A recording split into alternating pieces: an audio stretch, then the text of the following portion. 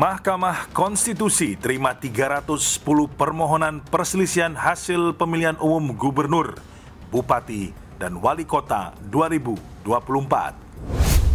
Ahmad Haji Muhammad Ali dan Abdul Karim Al-Jufri gugat hasil Pilkada Gubernur Sulawesi Tengah.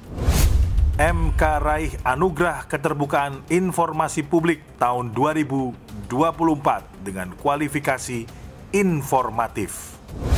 Di tengah padatnya penanganan perkara konstitusi, MK luncurkan 38 buku karya hakim konstitusi dan pegawai. Tidak lolos CPNS Kejaksaan, pemohon persoalkan multitafsir syarat jaksa.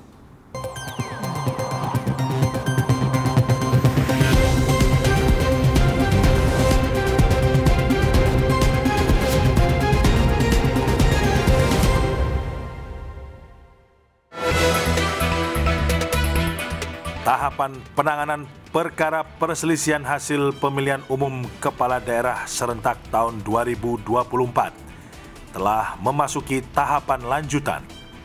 Hingga Jumat 20 Desember 2024, MK menerima 310 permohonan yang terdiri dari 21 permohonan perselisihan hasil pemilihan gubernur, 240 permohonan perselisihan hasil pemilihan bupati, dan 49 permohonan perselisihan hasil pemilihan wali kota.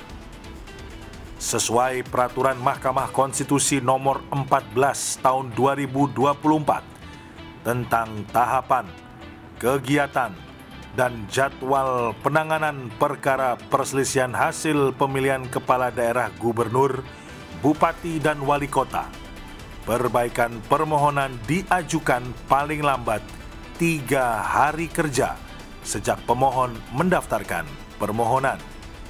Setelah itu, MK akan memeriksa kelengkapan berkas permohonan untuk dicatat dalam buku registrasi perkara konstitusi elektronik (e-BRPK) dan diikuti penerbitan akta registrasi perkara konstitusi e-ARPK.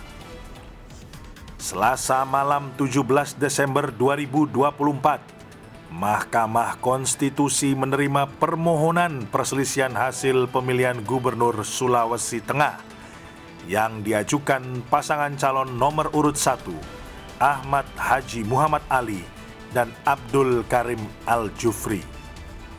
Pemohon mengungkapkan adanya pelanggaran yang dilakukan oleh petahana yang melakukan pelantikan hingga mutasi di lingkungan pemerintah Provinsi Sulawesi Tengah.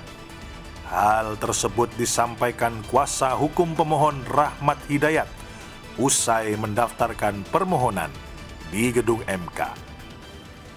Masih di malam yang sama, Selasa 17 Desember 2024, MK raih anugerah keterbukaan informasi publik tahun 2024 dengan kualifikasi informatif untuk kategori lembaga negara dan lembaga pemerintah non-kementerian. Anugerah tersebut diterima oleh Sekretaris Jenderal Heru Setiawan. MK berhasil meningkatkan pencapaian yang semula dari kualifikasi informatif dengan nilai 90,24 di tahun 2023 menjadi kualifikasi informatif dengan peningkatan nilai menjadi 93,69. MK luncurkan 38 buku karya hakim konstitusi dan pegawai yang berlangsung di Perpustakaan Nasional Senin 16 Desember 2024.